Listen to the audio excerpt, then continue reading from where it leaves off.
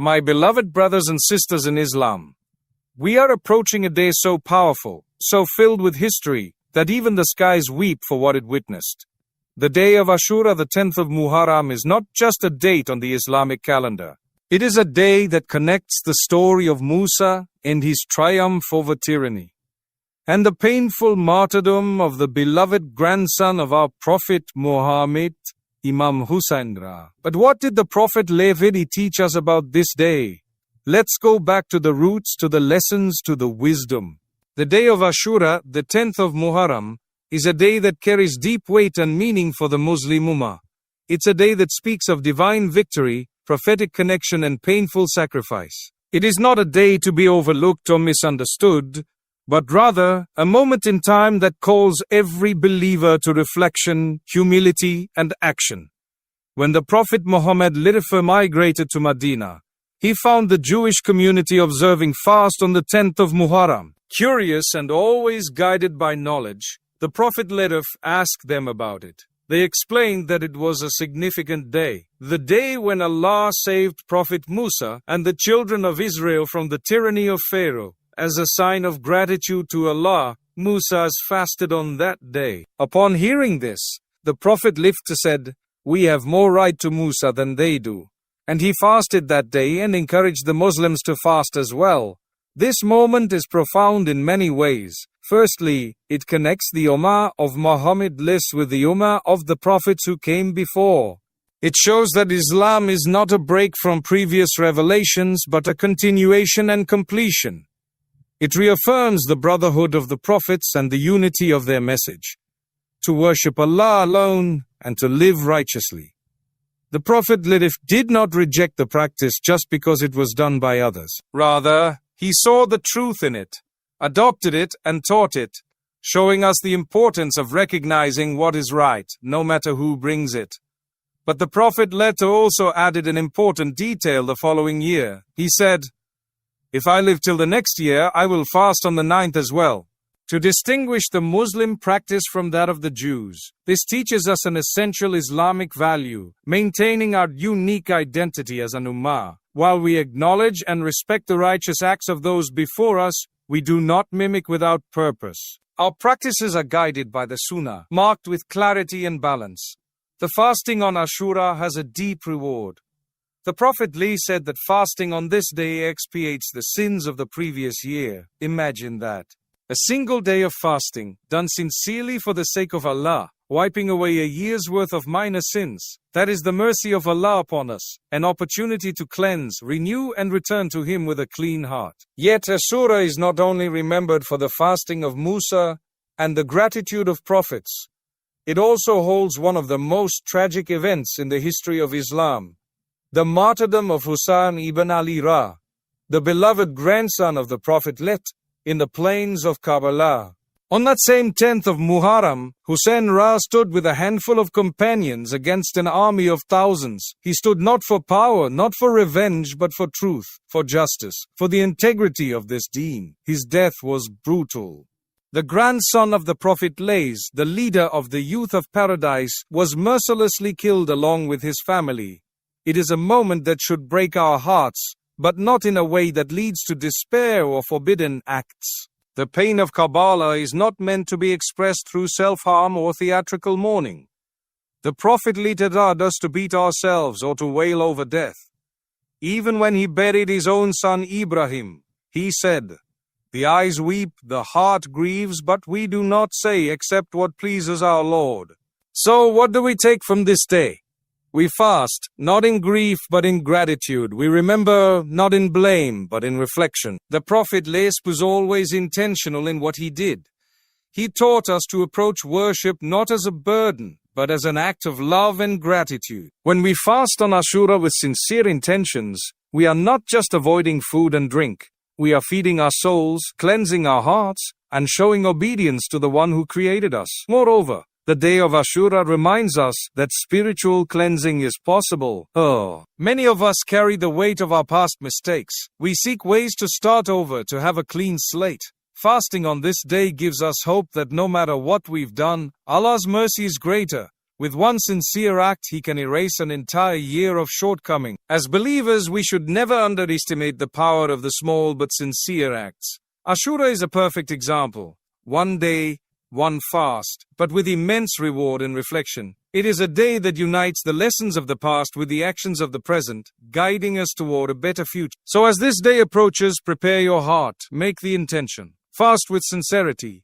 Reflect on your relationship with Allah. Seek His forgiveness. Thank Him for His mercy. And remember that the one who fasts Ashura is walking in the footsteps of Musa, Azza, standing with Hussein and following the Sunnah of the beloved Prophet. This is not just a fast. It is a statement of who we are as Muslims. When the Prophet Muhammad arrived in Medina, he found that the Jewish tribes were fasting on the 10th of Muharram, known as the day of Ashura.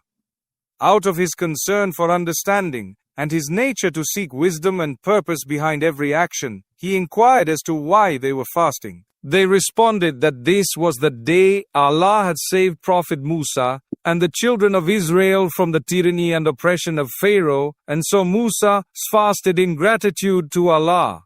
Upon hearing this, the Prophet said something very profound. We have more right to Musa than they do. He then fasted on that day and instructed the Muslims to do the same. This statement by the Prophet loses deep layers of meaning. It was not a denial of the Jews' connection to Musa, but rather a powerful reminder that the message of all prophets is one. Islam is not a new religion, but the final stage of a single divine message that was sent to humanity through many prophets, starting with Adam and ending with Muhammad.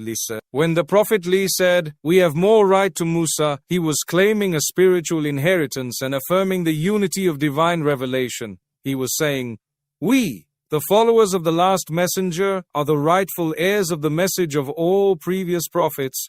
We continue what they began. We honor them, follow them, and embody their teachings." However, the Prophet also demonstrated great wisdom in ensuring that the Muslim community retained its own identity. Though he accepted the act of fasting on Ashura as a valid and meaningful practice, he later made an important distinction. He said, "If I live until the next year, I will fast on the 9th as well." This was to differentiate the Muslim practice from that of the Jewish community. The scholars of Islam have emphasized this hadith to show how important it is for Muslims to have a distinct religious identity, even when engaging in shared acts of worship or commemorations. This concept teaches us that Islam encourages truth, even if others also follow it, but it also emphasizes the need for clarity and independence in our religious practices. The Prophet never allowed the Ummah to become lost in imitation, even of the people of the book.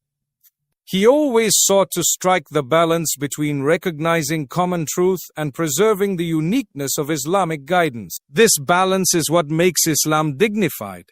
It does not reject what is right merely because it comes from another group, but it also does not dilute itself in the name of similarity. In a world today where many Muslims feel pressure to blend in, to adopt foreign practices without understanding, this prophetic wisdom is more relevant than ever.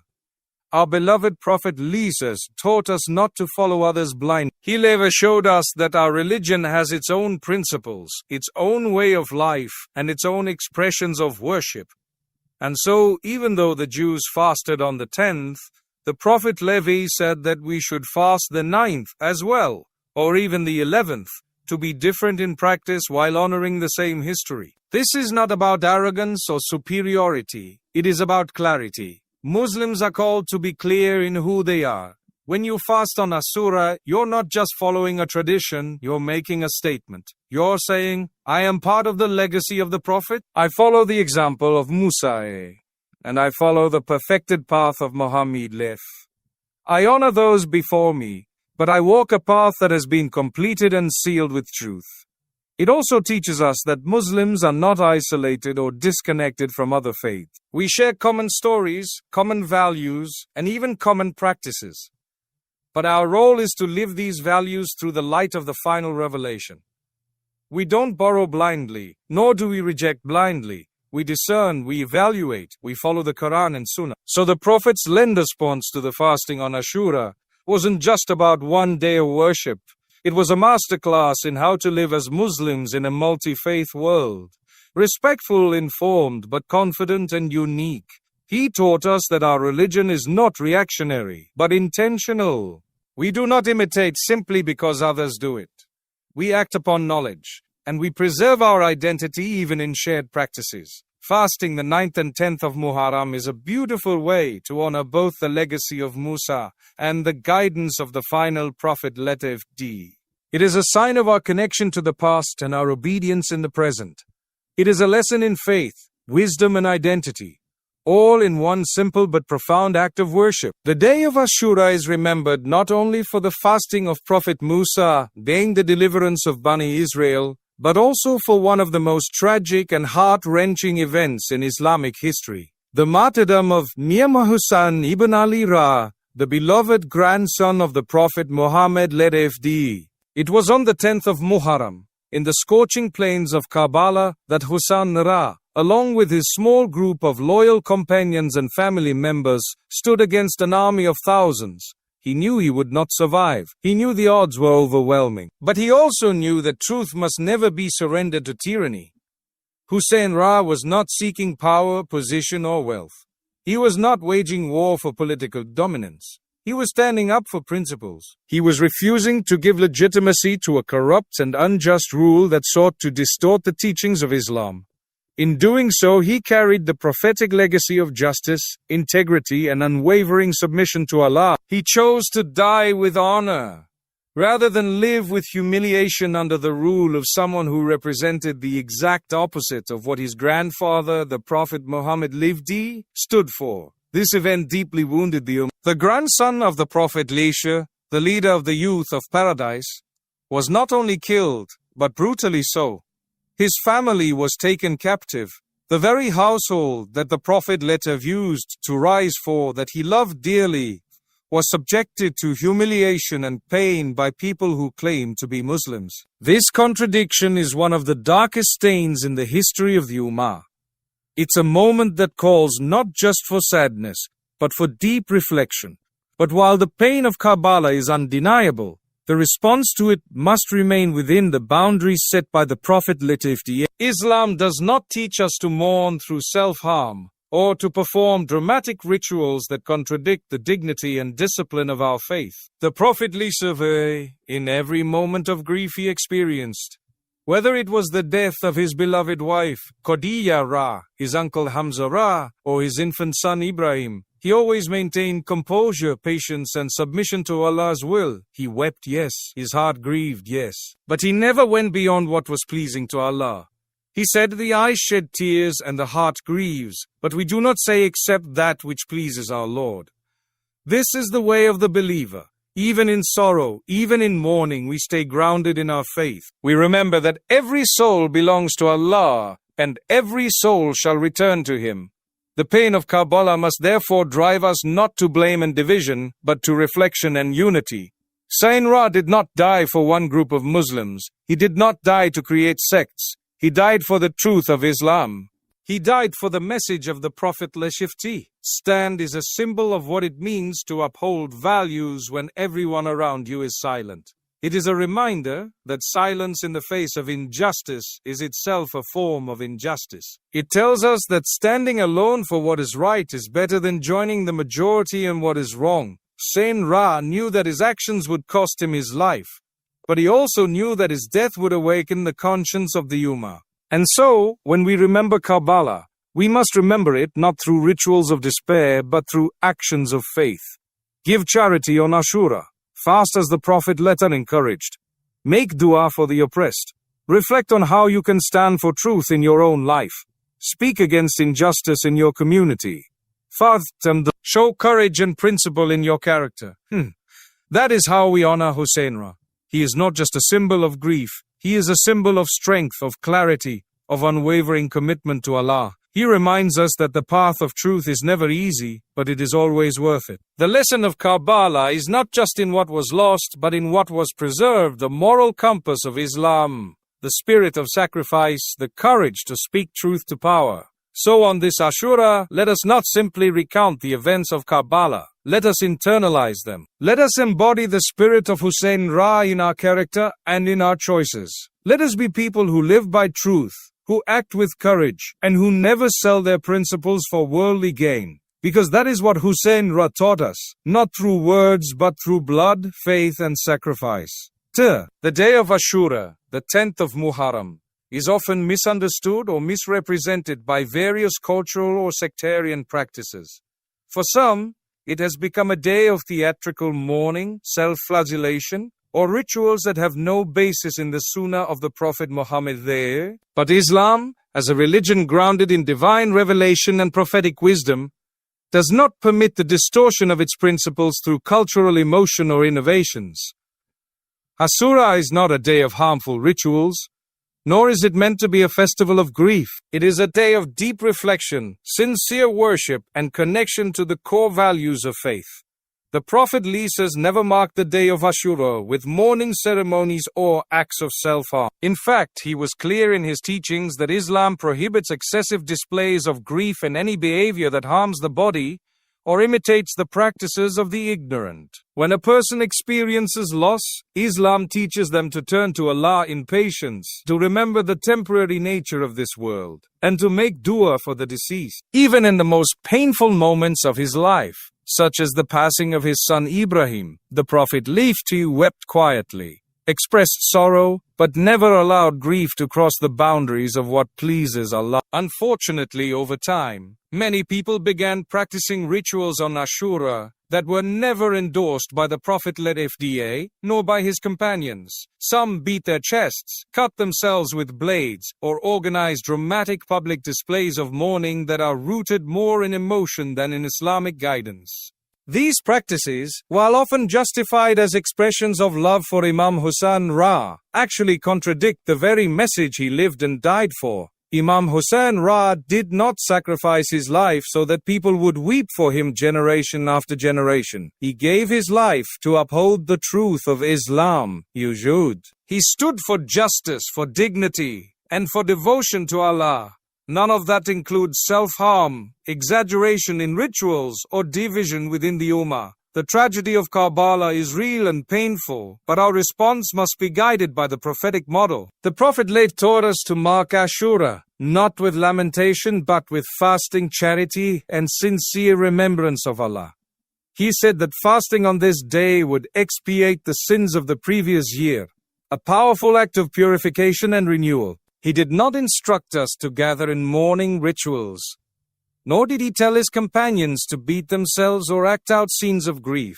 Instead, he used the day as a moment to reconnect to Allah, to remember the victories of the prophets, and to reflect on the moral responsibilities we carry as believers. Islam is a faith of balance. It honors emotion, but it does not allow emotion to override guidance. It teaches us to feel pain but to process it through faith, not through reaction. When we lose someone we love, Islam tells us to say, Inna lillahi wa inna ilayhi rajiun. Truly, we belong to Allah and to Him we shall return. This remembrance is more powerful than any dramatic ritual, because it connects our hearts directly to the one who created them. The day of Ashura should be used as a time to educate ourselves and others about the values that Imam Hussain Ra stood for: truth, courage, dignity, and resistance against injustice. He stood in the face of overwhelming odds not to become a symbol of mourning, but to remain a symbol of strength. His death was not a defeat. It was a moral victory. And that victory must be honored by living his values, not merely recounting his story. We should spend Ashura fasting, giving in charity, making sincere dua for the oppressed, and renewing our commitment to live by the Quran and Sunnah. We should also use it as an opportunity to teach our children the true story of Hussein Ra, not as a tale of grief alone, but as a legacy of principled action and unwavering faith. We must not allow ourselves to be pulled into practices that divide the Ummah or misrepresent the beauty of Islam. Instead, we should return to the teachings of the Prophet and his companions, who always responded to hardship with patience, dignity, and worship. In remembering Karbala, let us remember the values it represents. Let us avoid innovations that have no basis in Islam, and instead hold tightly to the rope of Allah, the Quran, and the authentic Sunnah. Let us make Ashura a day of real transformation, a day of purification, sincerity, and resolve to stand for the truth no matter the cost. That is the legacy of Hussein Ra, and that is the path the Prophet taught us to walk. The story of Karbala and the martyrdom of Imam Hussain Ra is not just a historical tragedy. It is a timeless lesson in truth, courage, and sacrifice. On the 10th of Muharram, known as the day of Ashura, Imam Hussain Ra, the beloved grandson of the Prophet Muhammad, stood against tyranny with a strength that continues to inspire hearts more than 1300 years later. His stand was not about seeking revenge or power, but about standing firm for justice and refusing to submit to falsehood. Even when the odds were overwhelming and death was certain, he remained steadfast in his principles, proving that true leadership is not about numbers or influence, it is about integrity. Imam Hussain Ra was offered many chances to avoid the confrontation. He could have compromised, given allegiance to a corrupt ruler, and saved his life and the lives of his family. But he chose instead to speak the truth, even though it cost him everything. His companions and loved ones tried to convince him to stay away from the conflict, but he responded with words that echoed his clarity. I am not rising out of arrogance or rebellion. I rise only to reform the Ummah of my grandfather. These words remind us that his mission was not personal. It was spiritual and moral. He saw injustice spreading, the essence of Islam being compromised, and the truth being overshadowed by power. So he stood up, not with an army but with faith. This is the heart of the lesson we take from Ashura. Imam Hussain Ra teaches us that there comes a time when silence becomes complicity. He teaches us that principles matter more than survival. In a world where people often trade their values for comfort or popularity, his sacrifice is a call to all believers. Don't be afraid to stand alone for what is right. Truth, even when spoken by one man against thousands, carries the weight of divine support. Falsehood, no matter how loud or how many follow it, can never overpower the light of truth. The courage of Imam Hussain Ra also teaches us something profound about leadership. He did not hide behind his followers, he led from the front. He faced the enemy with dignity. Even as his companions were being martyred one by one, even as his family members, his sons, his brothers, even his infant child, were taken from him, he did not surrender his principles. He bore the pain with patience. He turned to Allah in prayer. He stood as a mountain of faith while the world around him collapsed. His final moments were marked not by bitterness, but by surrender to Allah's will. This submission to the divine plan, even in the face of unimaginable pain, is what makes him a true hero in the eyes of the Ummah. He was not a man driven by rage or hatred. He was a man filled with love for Allah, love for the Prophet laughter, and love for the Ummah. His death was not in vain. It was a light that continues to shine, guiding generations to come. The legacy of Karbala is not one of sadness alone. Yes, it is painful. Yes, we remember the tragedy. But we must also remember the values it represents. Ashura is a day to revive those values within ourselves. It is a day to ask, are we standing for truth in our own lives? Are we silent in the face of injustice? Are we courageous when it counts? Do we defend the weak, speak up for the oppressed, and hold firm to our principles even when it's difficult? Imam Hussain Ra and his companions did not die to become symbols of mourning. They lived and died to become examples of righteousness. Their blood was not spilled so that people could engage in rituals of sorrow, but so that people could wake up and realize what it means to be a believer. That is why remembering Karbala should lead to action, to change, to reflection, It should lead us to become more sincere in our prayers, more honest in our dealings, more courageous in our convictions. As Muslims, we honor the sacrifice of Hussain Ra, not by lamenting alone, but by living the values he gave his life. We honor him by standing for justice in our families, our communities, and the world around us. We honor him by choosing truth, even when it's unpopular. We honor him by being kind, by being fair, by being fearless. This is the true way to carry his legacy forward. On Ashura, let us take the time to reconnect with this powerful lesson. Let us remember that the path of righteousness is often difficult, but always worth it. Let us ask Allah to give us the strength to live with the same sincerity, the same courage, and the same unwavering commitment to truth that Imam Hussain showed on the plains of Karbala. Because that is how real change begins, with one person, one decision, one act of truth. The teachings of the Prophet Muhammad provide a perfect blueprint for how to approach the day of Ashura, with balance, wisdom, and spiritual purpose. While this day carries multiple layers of historical and emotional significance, the guidance of the Prophet gives us clarity on how to respond to it in a way that strengthens our faith, uplifts our souls, and unites our hearts. He did not encourage extreme practices, nor did he dismiss the importance of the day.